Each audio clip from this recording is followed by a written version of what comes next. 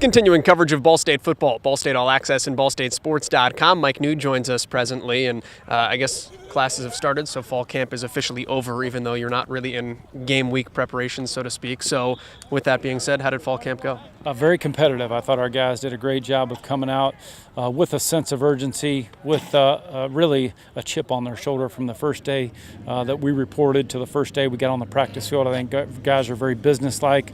They know that what happened to us in the past is something they can't wait to erase and move forward with the 2018 season. What were your biggest questions that you were most curious about, and do you have answers that you're satisfied with at this point? Oh, I think more than anything, just want to see how our guys really kind of came together as a team more than anything else. We feel good as a coaching staff just about where we're at in terms of talent, in terms of depth, in terms of the guys we're going to take the field with. But I think as much team building as we could possibly do in the evening during training camp was a big point of emphasis for us, because we all know that in order to have success, it's really most important how the team feels about one another in the locker room, away from the building. Do they love each other, and do they truly consider one another brothers, and do they have each other's best interests at heart? And I think that was a big point of emphasis for us in training camp, and I think that without question we accomplished that.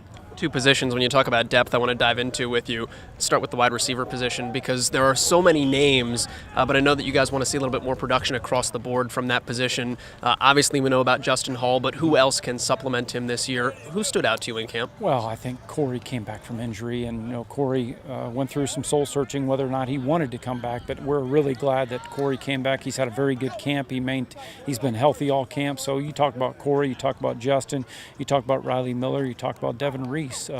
Those guys, Antoine Davis. We brought in Keon Williams as a graduate transfer from Nebraska. Hassan Littles has done a very good job this training camp. And really young freshmen.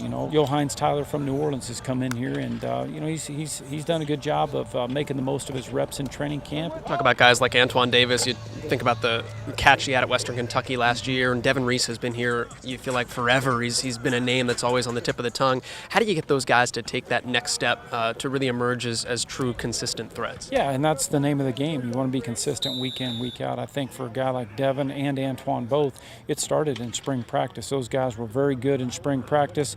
They knew that in order to have a significant number of snaps that I play each game, I got to play well consistently, day in, day out, not just as a receiver, but as a blocker in the run game. Whatever it is that your job responsibility is on that given play, just make sure that you handle that. And I was very proud of those guys starting in spring, continued into summer, and continued into training camp, and that's why I'm excited about saying, hey, those guys had a good training camp, and it's going to be very good to see those guys in the rotation playing a significant number of snaps. The guys that go head-to-head with them, in practice at least, in the defensive backfield, we know the front line. Mark Walton's back, Josh Miller is back, Antonio Phillips played a lot last year.